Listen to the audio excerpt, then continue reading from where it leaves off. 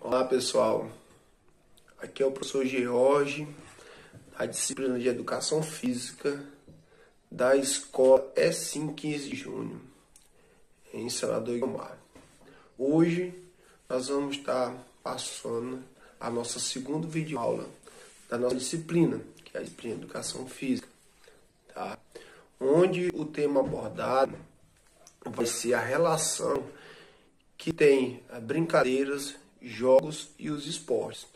Se tem alguma relação ou não um com o outro, né? Como na aula anterior nós vimos sobre jogos e brincadeiras tradicionais, então nós não vamos ter muita dificuldade com relação a jogos e brincadeiras. E nós vimos que ela tem uma certa relação, né? E acrescentamos agora o esporte, né? O esporte em geral. Dentro das brincadeiras que nós vamos ver, existem as brincadeiras populares, aquelas que vocês viram, que são aquelas brincadeiras que os pais de vocês conhecem, e aquelas todas que vocês citaram naquelas atividades do vídeo anterior. Brincadeira de pega-pega, brincadeira de bandeirinha, de amarelinha, brincadeira de bolinha de gude, ou peteca, né, de pepeta. Todas essas são brincadeiras, as outras brincadeiras que você mesmo inventa, onde as regras são estabelecidas pelos praticantes. Inventa regras ou aprimora as regras que já têm. O tempo, onde vai ser brincado. Esse é a essência das brincadeiras. Os jogos eles já se dividem em jogos competitivos, jogos cooperativos e os jogos eletrônicos. Esses jogos, como é que se define jogos competitivos? São aqueles jogos onde há competição entre um contra o outro participante, para ver quem vence, quem for o maior número de pontos, independente dos jogos, ok? Já os jogos cooperativos, é aqueles jogos que são jogos sociais, que tem o intuito de socializar com todos, onde todos jogam, onde todos participem daquela atividade. Certo? Exemplo, o futebol jogado na rua.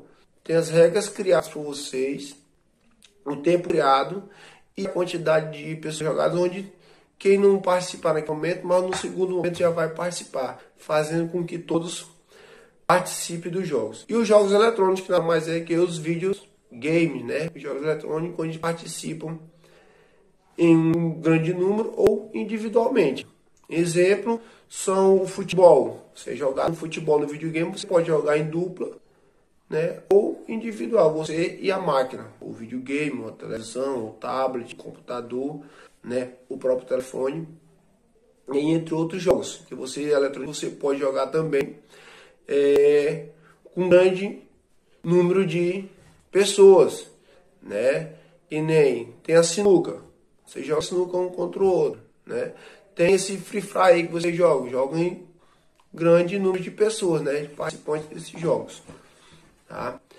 E nós temos agora o esporte. O esporte ele vai se subdividir em 4 divisões, que é o esporte de marcação, o esporte de precisão, o esporte de invasão e o esporte de confirmatório, né? Voltando um pouquinho, eu vou explicar agora o que se define cada um desses que foi falado, né? Em relação a brincadeiras, a jogos e esporte. Qual a definição de brincadeira? Brincadeira é tudo aquilo que você faz, não importa o tempo, não importa a quantidade de pessoas, e as regras são determinadas pelos praticantes, tá certo? Isso é a essência da brincadeira, né? Ela pode ser inventada ou pode ser aprimorada, copiada de alguém, ou de ter uma ideia, alguém teve ideia e aprimorar, fazer suas próprias regras. Já o jogo ele tem regras, né? Mas essas regras, elas são mais flexíveis, né? Elas podem ser modificadas pelos participantes. Por exemplo, vamos trazer de novo para o futebol.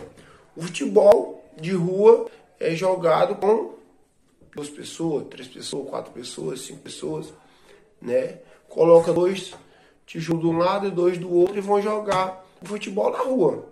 O tempo e a quantidade de gol é os praticantes que estabelecem, tá? Mas é o que? Mas tem as outras regras, que você não pode pegar com a mão, se a bola sair da equipe adversária. Então são essas regras que não podem ser mudadas, tá?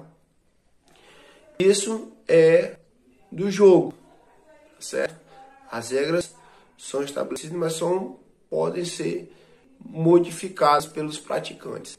Já o esporte não. As regras já vêm estabelecidas e pré-determinadas pelas confederações e federações internacionais. São isso que organiza as competições esportivas. Vamos trazer novamente o futebol. O futebol jogado que vocês assistem na televisão. Ele tem as regras deles, né? Onde tem os árbitros, os bandeirinhas, né? Onde vence aquele que fazer o maior número de gols, né? Tem um tempo determinado e isso não pode ser mudado. Já vem pré-estabelecido pelas suas organizações, né? Isso é um esporte, tá?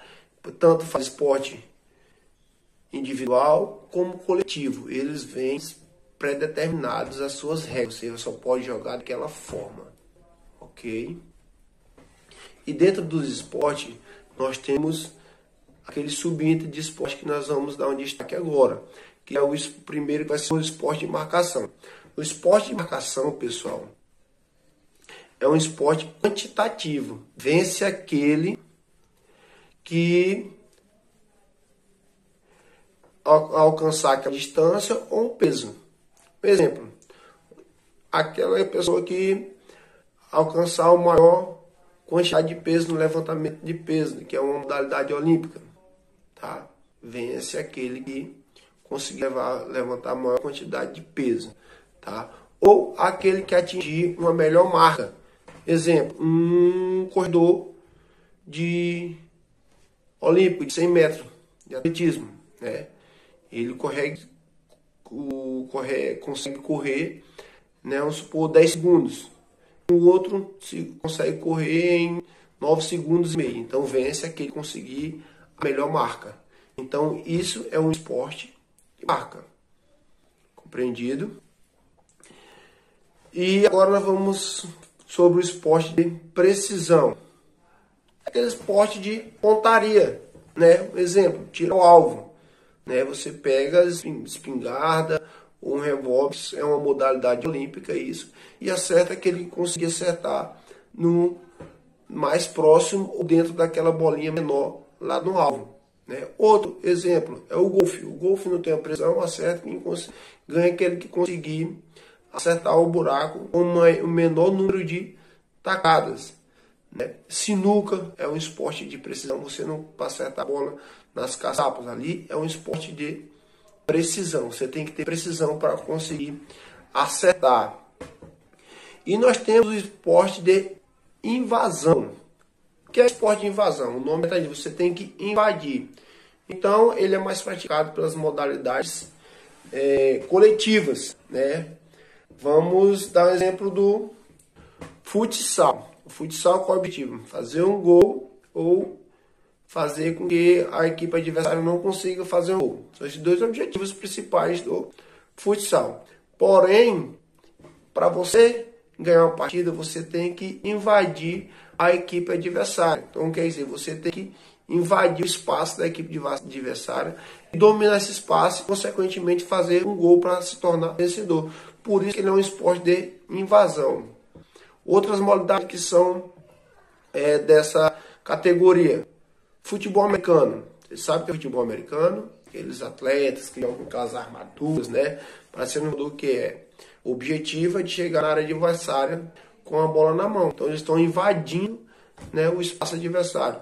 Handebol, da mesma forma. Você vem progredindo com a bola junto com seus colegas e invadir o objetivo que é fazer um gol, chegar mais próximo do gol para executar esse fundamento que é o gol, certo? Isso é um esporte de invasão. Ele pode ser olímpico ou não, tá? E nós temos agora o esporte combinatório, que para mim particularmente é o esporte mais bonito das modalidades olímpicas que existem, que são os esportes rítmicos, os esportes de argola, são os saltos. Porque combinatório, eles têm que ter uma precisão, eles têm que ter uma estética, uma beleza, uma elasticidade, né, na sua execução. Tem que ter um grau de dificuldade muito grande para conseguir um maior número de pontuação. Exemplo, ginásticas aeróbicas, ginástica rítmica. Os atletas saem fazendo saltos, dançando, pulando com a maior precisão, sem que haja um desequilíbrio. Consequentemente, elas têm que estar todas belas no ritmo da música, né? Fazer movimentos mais difíceis, que isso aumenta a sua nota. Por exemplo, a prova de argolas. O atleta fica de pendurado com 2 argolas e ganha aquele que conseguir mexer menos com as argolas e um grau de dificuldade mais difícil das suas execuções, dos seus exercícios, né? São exemplos de esporte de combinatório, né? São esses esportes, tá? Aí, esses são o nosso conteúdo da nossa segunda aula. Vamos recapitular um pouco. Nós falamos sobre jogos e brincadeiras, né? Que as brincadeiras são as brincadeiras populares, aquelas que vocês viram na aula anterior. E agora nós temos os jogos competitivos, cooperativos e os jogos eletrônicos, certo? Jogos competitivos, aqueles que têm uma competição. Jogos cooperativos, aqueles que têm maior socialização. O objetivo é que todos participem, tá certo? E por último nós temos o esporte. Que o esporte é subdividido em 4 categorias: o esporte de marcação, o esporte de precisão, o esporte de invasão e o esporte combinatório. Onde o esporte de marcação ganha aquele que conseguir um menor número de tempo ou uma melhor marca, tá? Um menor tempo ou uma melhor marca. Exemplo, corredor de 100 metros que eu falei e o levantador de peso. São esses 2 exemplos, mas tem outros. O esporte de precisão, exemplo, tiro ao alvo. Ganha aquele que acertar o alvo lá perfeito, no alvozinho menor. Não tem tiro ao alvo, que ele ganha aquele que acertar a única vez ou o maior número de vezes o alvo mais preciso, certo? O esporte de invasão são os esportes, praticamente esporte coletivo, onde o objetivo é invadir a equipe adversária, fazendo com que ela permita fazer os gols, né? Marcar gol, marcar pontos, tá? Esse é um esporte de invasão. E os esportes combinatórios são os esportes das modalidades olímpicas de ginástica, ginástica rítmica, ginástica com salto, ginástica aeróbica, prova de argola, salto com argola, salto trampolim, salto no cavalo, que exige um grau de dificuldade muito grande do atleta e uma elasticidade, né? Precisa de uma leveza, de uma estética, de uma beleza na execução dos seus movimentos, tá certo? E paralelo a esse texto, nós vamos estar passando algumas questões, tá? Para vocês, visto pelo grau de dificuldade que estão tendo, né? Conforme por conta da internet, né? Isso é para todo mundo, a internet está ruim, tá? Vamos passar as atividades onde dá para vocês fazerem, pesquisando com os pais de vocês em casa, né? Com os tios, com os avós, com os irmãos, tá? E com a maior necessidade de dar uma pesquisadinha na internet, tá? E mais, a grande parte das questões vocês conseguem fazer pela vivência de vocês, pelo que vocês aprendem junto com os pais de vocês ou responsável, tá? E com isso nós estamos terminando o nosso segundo vídeo, tá? Peço que todos façam suas atividades, tá? Para me corrigir, tá? E que todos se cuidem, fiquem em casa, tá? Nesse momento difícil que nós estamos passando, tá? Principalmente vocês que são mais novos têm que ficar em casa para cuidar dos mais velhos, tá certo? Um grande abraço, fique com Deus.